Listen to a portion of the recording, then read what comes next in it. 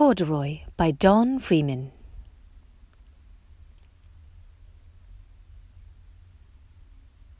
Corduroy is a bear who once lived in the toy department of a big store. Day after day, he waited with all the other animals and dolls for somebody to come along and take him home. The store was always filled with shoppers buying all sorts of things, but no one ever seemed to want a small bear in green overalls. Then one morning, a little girl stopped and looked straight into Corduroy's bright eyes. "Oh, Mommy," she said, "look, there's the very bear I've always wanted." "Not today, dear," her mother sighed. "I've spent too much already. Besides, he doesn't look new. He's lost the button to one of his shoulder straps."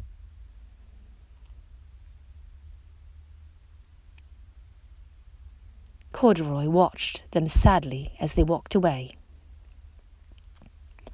"I didn't know I'd lost a button," he said to himself. "Tonight I'll go and see if I can find it."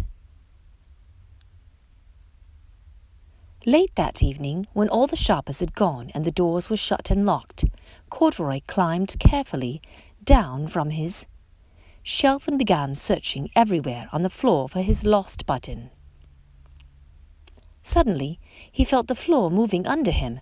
Quite by accident, he had stepped onto an escalator, and up he went.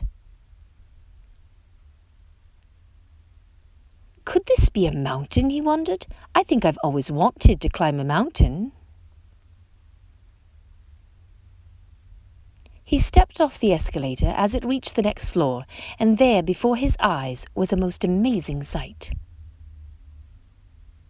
Tables and chairs and lamps and sofas and rows of beds. "This must be a palace," Corduroy gasped. "I guess I've always wanted to live in a palace."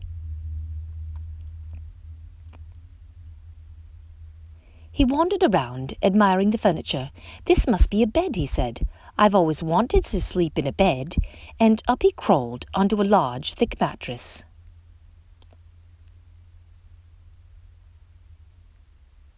All at once he saw something small and round. "Why, here's my button," he cried, and he tried to pick it up, but, like all the other buttons on the mattress, it was tied down tight. He yanked and pulled with both paws until pop! Off came the button, and off the mattress Corduroy toppled. Bang! Into a tall floor lamp. Over it fell with a crash. Corduroy didn't know it, but there was someone else awake in the store. The night watchman was going his rounds on the floor above. When he heard the crash, he came dashing down the escalator.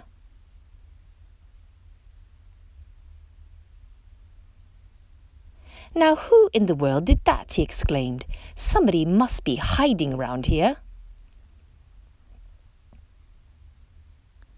He flashed his light under and over sofas and beds until he came to the biggest bed of all, and there he saw 2 fuzzy brown ears sticking up from under the cover.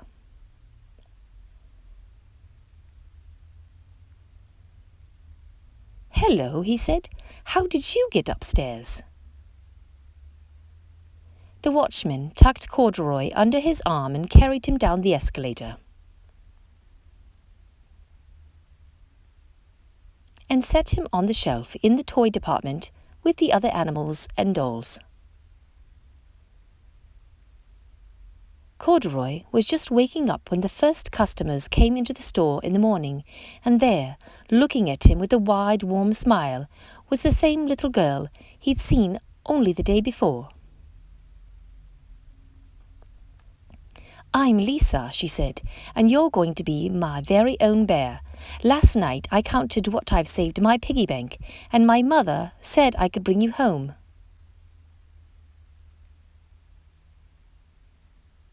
"Shall I put him in a box for you?" the saleslady asked. "Oh, no, thank you," Lisa answered, and she carried Corduroy home in her arms.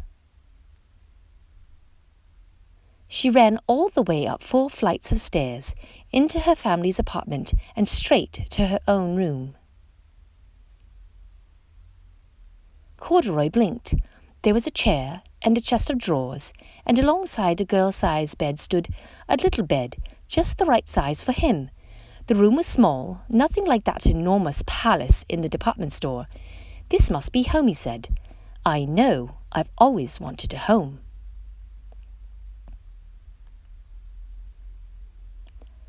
Lisa sat down with Corduroy on her lap and began to sew a button on his overalls. I like you the way you are, she said, but you'll be more comfortable with your shoulder strap fastened.